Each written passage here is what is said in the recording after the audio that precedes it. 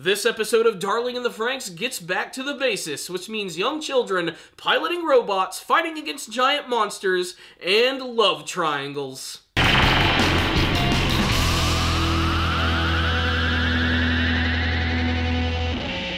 If it wasn't obvious enough, Goro is in love with Ichigo. They've made that apparent over the course of the last couple episodes. They've been dropping a lot of unsubtle hints and clues, and it finally comes to fruition in this episode, and it'll make your heart all aflutter. But it's also a really exciting episode. But again, it's also another clever metaphor in the realm of relationships and sexuality. It's all about finally telling someone that you love them and never having that regret in your life, which is something that I wholeheartedly agree in. If you love someone, tell them. You're going to regret it if you don't. And we can see that this is eating Goro alive, or I guess it's more accurate to say that something is eating him alive, because in the story of this week's episode, we get to see the team going up against a massive Klaxosaur, another Gutenberg class. This is ridiculous to me, because every time I hear Gutenberg, I just think of Steve Gutenberg, which is an actor that most people probably don't know exists. But let's get back on track here. This massive Klaxosaur beast is essentially a giant jellyfish, which can actually reproduce its body by budding, so it can basically just sort of constantly grow with its massive watery snot bubbles. It can also fire bombs all over the place and even consume these things whole. At first, it seems like it's going to be an easy battle against it, with Zeromi and Miku getting in there and displaying a lot of really cool, stylized trigger anime action, but they actually end up getting beaten when Goro and Ichigo decide to jump in and save the day, and their robot, the Franxx, ends up getting absorbed by it. But because Goro loves Ichigo so much and just wants her to be safe, he ejects her and she's able to escape. But Goro is trapped inside, and it's only a matter of time before his Franxx loses power, he loses oxygen, and he effectively suffocates and dies. This leads to a lot of the conflict in the episode where the children want to go in and save him, but the higher-ups don't necessarily think that's a great idea, and the best alternative is not to save him, but to just kill and destroy this Klaxosaur, which might kill him in the process. But of course, we get to see that Zero Two has a special plan when she realizes that they can actually swim down into this thing, get Ichigo back inside, and they can pilot the Franxx out, and eventually destroy this thing by leaving a bomb in its core. It's ridiculous and over the top, and honestly, it's not even the best thing about this episode. The best thing about this episode is getting to learn about the relationship between Goro and Ichigo, which I think is surprising, and also I love it because of how realistic it is. I think we've all been there when we've been in love with someone or infatuated with someone, and they were more into someone else than you. And it sucks to see that. It's something that I went through like a lot in middle school and high school. Luckily nowadays that's not really a problem.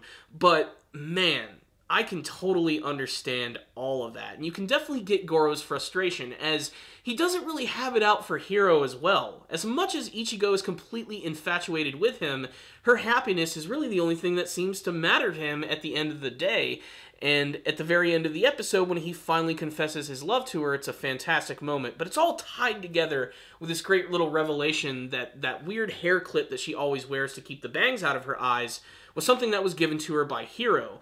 But right when he did this when they were children, Goro had done the same thing, but of course he was tardy to the party, so he couldn't actually present that to her.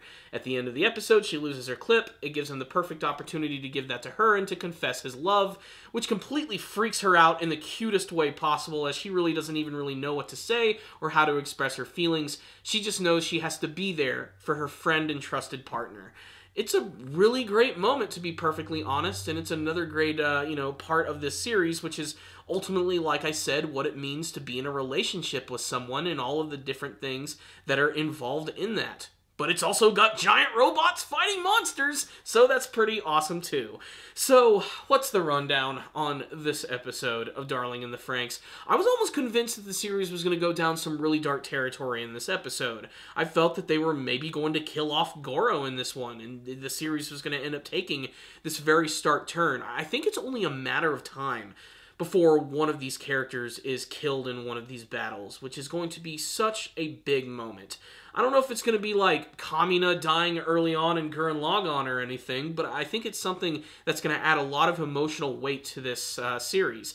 That being said, getting to see all of these characters finally starting to like talk to one another and start to form relationships is really great. You can really see them maturing as characters, and I do like that they are starting to focus a little bit more on some of the side cast, as I got a much better feel for the character of Goro in this episode, getting to see his backstory and his relationship with Ichigo, which is, like their actual partnership, very symbiotic. I like it. If they want to be able to take people down, they can work together. It's really appropriate for this episode, and it worked to great effect. Also, Zero Two, unfortunately, we didn't get to see Zero Two and Hero doing much with Strelezia in this episode, but again, this episode was really about the relationship between Goro and Ichigo. It's surprisingly complex, but also something that is incredibly relatable. And of course, it was another great-looking episode. I mean, it's a Trigger anime. It's got good character designs, fantastic expressions, some really wacky robot designs, which are honestly starting to grow on me a little bit, and I love the just out-there designs of the Klaxosaurs. They can be anything they want. They can be literal giant dinosaur creatures, massive floating jellyfish, or giant mecha monsters. I can't wait to see more of them and to learn why they're even around in the first place. There's still a lot of questions for Darling in the Franxx, like, what is this world we even live in? Why are we fighting these things? What's up with humanity? Really, what is going on? I don't know if these things are ever going to get answered, but I'd like to hope we're going to get a little deeper into the lore of the series, which ultimately will probably tie into Zero Two's origins as well, so let's stay excited for that. What I will say is, we're back on track, Darling in the Franxx is here, and this was a great episode, in my opinion. So I'm going to give this one right here a 5 out of 5. I had no complaints watching this one, I was wholly entertained, and it seems like every single episode I start to like these characters just a little bit more, and considering I hated them at the beginning, that's a pretty big accomplishment. Good for you, Darling in the Franxx. So I'd love to hear your thoughts about this episode. If any of you did watch this episode, please tell me all your thoughts about it in the comment section below. Let's get a discussion going and see what we want to see in the future of this brand new Trigger Mecha anime series. Thank you guys for watching this review. I will see you guys next time, and as always, stay down there, baby.